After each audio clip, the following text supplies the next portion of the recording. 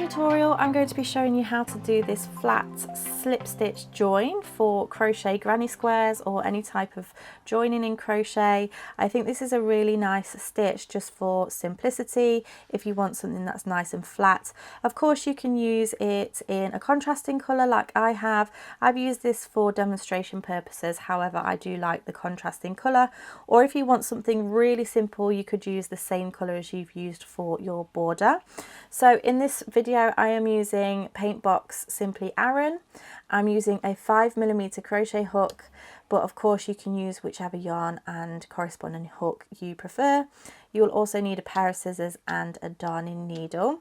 I will leave a link in the description box below of the written pattern or the written instructions for this, including all of the information of what I have used for this tutorial. There'll also be a link for this spiralized pattern there, which is also a tutorial on my channel. As always, if you like my videos, don't forget to give them a thumbs up and leave me a comment in the comment section. Hit that subscribe button to be notified of when my videos go live, and also share this with your friends because sharing is caring. Okay, let's get started.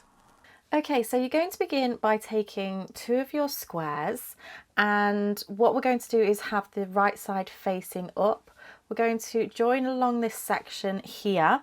I'll also be showing you how to join the next squares onto your project like this, and then I'll also show you how to do across this way. So whenever I'm joining squares, I always do the columns first and then go across the other way.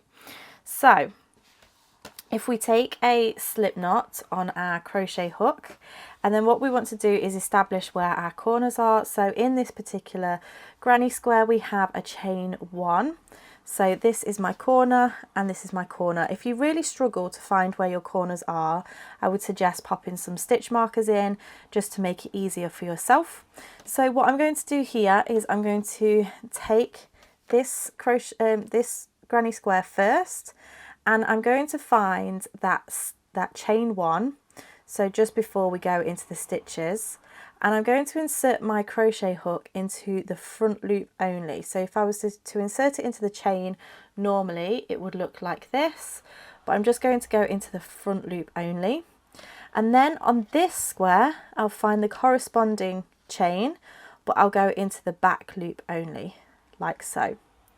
I'm going to put those onto my hook, and then I'm going to bring my working yarn, my working end, around the back like so, and then I'm going to pull through that back loop, pull through that front loop, and then pull through the loop that's on my hook. We're then going to move up to the next stitch and go into the front loop, into the next stitch on the other side and go into the back loop, yarn over, pull through all of those loops on the hook, front loop of the next stitch, front loop, back loop of the next stitch, yarn over and pull all the way through.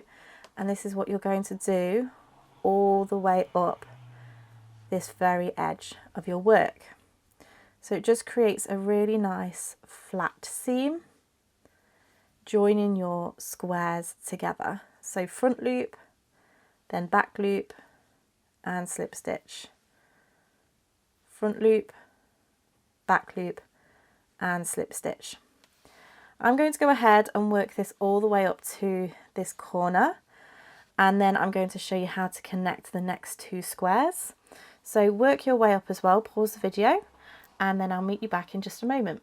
Okay, so I've just worked my way all the way up to this corner, and now I'm going to take my next square and we're simply going to do exactly the same thing. So we're going to find that corner and go into the front loop of that corner space and the corresponding corner space and go into the back loop, and then yarn over, pull through all of those loops on the hook for a slip stitch, and then continue as we have been. So into the next front loop of the next stitch, back loop and slip stitch, front loop, back loop and slip stitch. So you would go ahead and just keep adding your squares for as many as you've done for your blanket. And then once you've joined all of those, you would move across and then start adding your squares this end. And then what you'll find is that you'll have lots of columns joined, but you'll have these sections which aren't yet connected. So I'm going to go ahead and finish this join just here, and then I'll show you how you would work across this way, because the main thing is how you work across this middle section here. So pause the video, finish working your columns, and then meet me back once you're ready. Okay, so I'm now working my way back up. I've connected my yarn just here, and I just want to show you how I'm holding my yarn, because you want to make sure that the working loop is to the back as you're working. So what I have done is I've actually taken the yarn, brought it around the back, and then brought it through this section just here. So you want to go ahead and continue with the method that you've been doing before.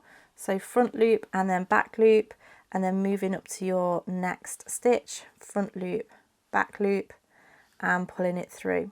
So I'm going to go ahead and work my way up to this section just here. So pause the video, work your way there, and then I'll show you how we get from here to the next square. So once you get to this section, you can see that there are a few stitches which were a little bit elongated. So what I like to do here is go into that stitch, into the back loop, into the front loop, and then instead of going into the back loop here, I will go into the front loop of this stitch like so, and then just pull through, and then continue working as normal, front loop, back loop, and slip stitch, front loop, back loop, slip stitch, and then you have a nice neat join. And just by going into that front loop just here, just pulls it in a little bit and stops you having a gap on that section.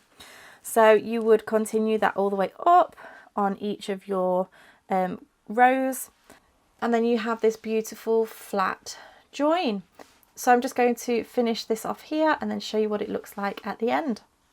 So here we have that flat crochet join all finished. I think you can agree it looks gorgeous. I think it's just a really nice simple way to join granny squares. Of course you can use a contrasting colour if you want, or you could use the same colour, it's totally up to you. I quite like the contrasting colour, but I really hope that you have enjoyed this. If you did, make sure you give me a thumbs up. Don't forget to subscribe to keep up to date with all of my latest videos. Thank you so much for watching, and I shall see you again next time. Bye!